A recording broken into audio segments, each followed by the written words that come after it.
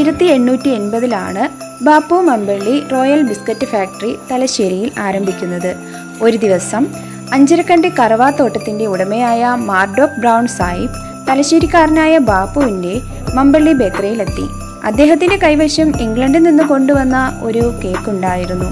ബാപ്പുവിന് cake രുചിച്ചു നോക്കാൻ കൊടുത്ത ശേഷം അതുപോലൊന്ന് ഉണ്ടാക്കി തരുമോ എന്ന് സാഹിബ് ചോദിച്ചു. അതുണ്ടാക്കുന്ന രീതിയും അതിന്റെ ചേരുവകളും ബാപ്പുവിന് പറഞ്ഞു കൊടുത്തു. ഡ്രൈ ഫ്രൂട്ട്സ്, ഉണക്കമുന്തിരി, കൊക്കോ അടക്കമുള്ള ചേരുവയ്ക്കൊപ്പം ഫ്രഞ്ച് ബ്രാൻഡി കൂടി ചേർത്താണ് കേക്ക് ഉണ്ടാക്കേണ്ടതെന്ന് സാഹിബ് നിർദ്ദേശിച്ചു. എന്നാൽ ബ്രാൻഡിക്ക് പകരം വാറ്റും കദളിപ്പഴവും ചേർത്താണ് ബാപ്പു കേക്ക് ഉണ്ടാക്കിയത്. രുചിലോകത്തേക്ക് പുതിയൊരു വിഭവത്തിന്റെ കടന്നു വരവ് കൂടിയായിരുന്നു അത്. കേക്ക് രുചിച്ചു നോക്കിയ സാഹിബ് അക്ഷരാർത്ഥത്തിൽ മതിമറന്നു. 1883 ഡിസംബർ 20 ചരിത്രത്തിൽ അടയാളപ്പെടുത്തുന്നത് തലശ്ശേരിയിൽ വെച്ചുണ്ടാക്കിയ ഇന്ത്യയിലെ ആദ്യത്തെ കേക്കിന്റെ പേരിൽ.